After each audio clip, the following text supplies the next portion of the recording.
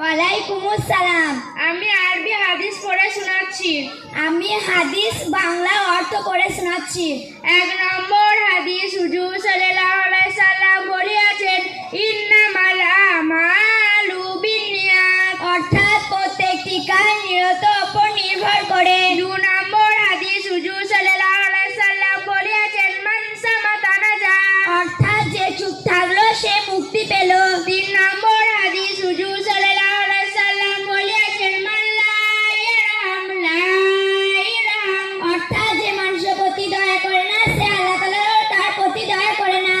4 নম্বর হাদিস, হুজুর সাল্লাল্লাহু আলাইহি সাল্লাম বলেছেন, লা ইয়াশকুরুল্লাহ মান লা ইয়াশকুরুন নাস, অর্থাৎ যে মানুষের শুকরিয়া আদায় করে না সে আল্লাহ তাআলারও শুকরিয়া আদায় করে না। 5 নম্বর হাদিস, হুজুর সাল্লাল্লাহু আলাইহি সাল্লাম বলেছেন, সিবাবুল মুসলিমি ফুসুকুন ওয়া কিতালুহু কুফরুন, অর্থাৎ মুসলমানকে গালিগালাজ দেওয়া গুনার কাজ এবং তাদের সাথে যুদ্ধ করা কাফেরদের কাজ। 6 নম্বর হাদিস, হুজুর সাল্লাল্লাহু আলাইহি সাল্লাম বলেছেন, কুল্লু মারুফিন সাদাকা, অর্থাৎ সমস্ত কাজ একটি সৎকার।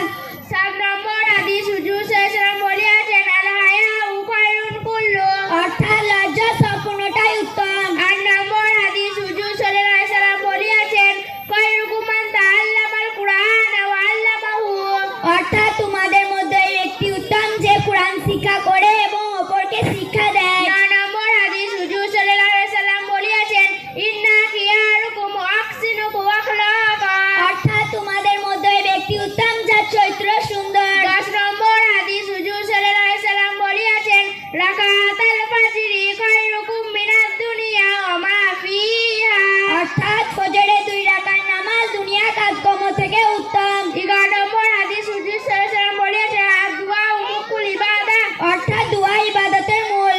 12 নম্বর হাদিস, হুজুর সাল্লাল্লাহু আলাইহি সাল্লাম বলেছেন, খায়রু যাদিত তাকওয়া, অর্থাৎ উত্তম পুঁজি হলো আল্লাহ তাআলাকে ভয় করা। 13 নম্বর হাদিস, হুজুর সাল্লাল্লাহু আলাইহি সাল্লাম বলেছেন, লাইসাল কাবরু কাল মানিয়া, অর্থাৎ শোনা কথা দেখার কথার মতন হয় না। 14 নম্বর হাদিস, হুজুর সাল্লাল্লাহু আলাইহি সাল্লাম বলেছেন, লাইসা মিন্না মান গাসানা, অর্থাৎ একজন মুমিন ব্যক্তি অপর মুমিন ব্যক্তির জন্য আয়না স্বরূপ। 20 নম্বর হাদিস, হুজুর সাল্লাল্লাহু আলাইহি সাল্লাম বলে 15 নম্বর হাদিস, হুজুর সাল্লাল্লাহু আলাইহি সাল্লাম বলেছেন, আদালু আলাল খায়রি কাফাইলিহি, অর্থাৎ সৎ পথ প্রদর্শক তেমনি সব পাবে যেমনি সৎ কর্মকর্তা পায়।